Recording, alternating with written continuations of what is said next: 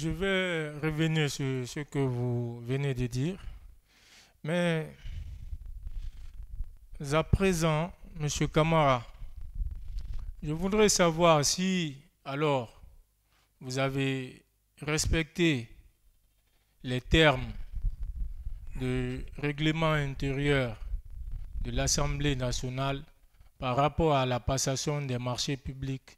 Parce que je vous rappelle, Monsieur Camara, que l'article 14 de votre règlement intérieur prévoit un certain plafonnement de certaines dépenses relatives au marché public. Et à cet article 14, il est dit, M. Camara, que pour l'appel d'offres, il est dit que l'appel d'offres national est obligatoire pour les achats dont le montant est supérieur à 100 millions, mais inférieur ou égal à 1 milliard. Et les appels d'offres national et international sont exigés pour les achats dont le montant est supérieur à 1 milliard.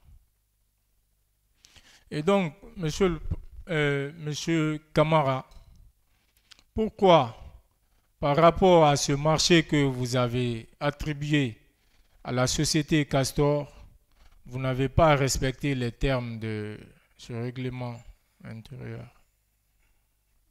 Merci, maître. Je crois que, à défaut de preuves, vous êtes dans la recherche des alibis. Et je ne vous suivrai pas dans la recherche des alibis. Je vous ai dit et répété que le code est voté, le code des marchés publics est certes voté à l'Assemblée, mais ce n'est pas appliqué là-bas. Malgré tout, je vous ai dit, je le répète, on a créé une commission de passation de marché à l'Assemblée dont je ne suis pas membre. Il n'y a pas un seul contrat qui a été signé par moi. Et si c'est nécessaire, c'est à la maison centrale, par exemple, pour vous dire que la passation se passait correctement. C'est à la maison centrale que j'ai appris que l'actuel Premier ministre Goumou était le patron de l'assurance Annala, oui, et que c'est cette assurance qui avait gagné le marché de l'assurance de l'Assemblée. Vous avez déjà dit ça. Voilà. Et je ne l'ai jamais vu. Je ne lui ai jamais parlé. Vous avez déjà dit tout ça. Non, mais c'est que il répète la même question, Monsieur le Président. Non, moi je n'ai pas posé de questions par rapport à l'ANALA. Non, pas la Je parle du marché attribué à la société Castor. Vous parlez de présentation. Donc je n'ai pas fait d'analogie. Si vous voulez me laisser parler, s'il vous plaît, vous avez posé la question. La question que vous ne voulez pas vous poser, et là il faut que je vous le rappelle, l'argent payé à Castor était des fonds de souveraineté qui m'appartenaient. C'est pour sauver les 40 millions de dollars accordés à la Guinée que j'ai renoncé à ça pendant plus d'1 an pour payer 2 mois seulement après mon installation. Les 15 milliards n'étaient pas payés, ils ont été payés 1 an après. Ça, c'est quand même un acte de bonne foi que vous, en tant que représentant de l'État, que vous devez saluer. C'est pas pour... je ne pouvais pas accepter, en tant que patriote, de perdre ou de prendre même le risque que la Guinée perde 40 millions de dollars pour moins de 200 000 dollars que je pouvais payer. Donc ce n'est même pas dans les 15 milliards que le milliard 800 a été payé, mais dans mes fonds de souveraineté que je pouvais juste empocher, surtout que le président a dit qu'il n'y a pas d'argent. Je ne t'ai pas accusé. Il est le plus responsable du pays que moi, mais je l'ai fait.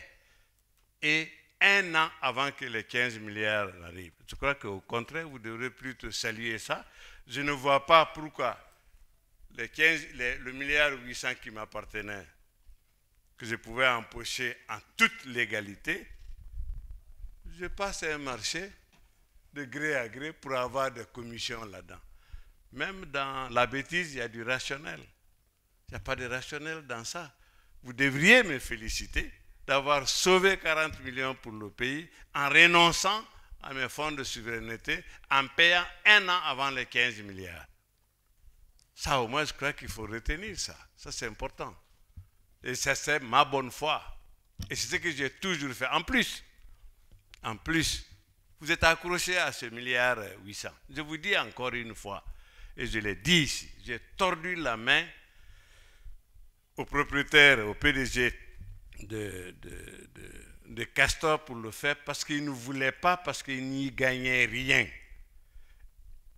Et je l'ai fait au nom de l'État, mais avec de l'argent que j'aurais dû garder pour des raisons personnelles et en toute légalité. Je crois que ça suffit. Deuxièmement, il n'y a pas que le siège à faire. Tout ce qui a été fait au Palais du Peuple, et je le dis aujourd'hui avec fierté, avec mon équipe, ce qui a été fait n'a pas été budgétisé. On n'a pas eu de fonds d'investissement pour ça.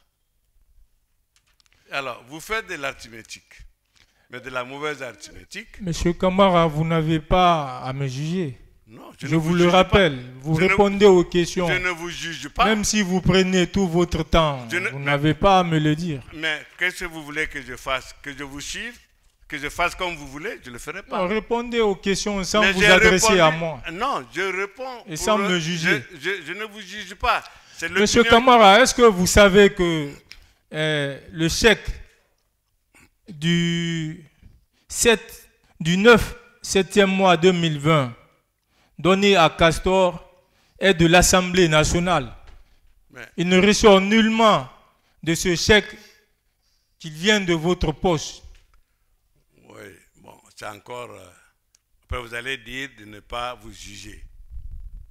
Je ne doute pas de votre compétence en matière financière.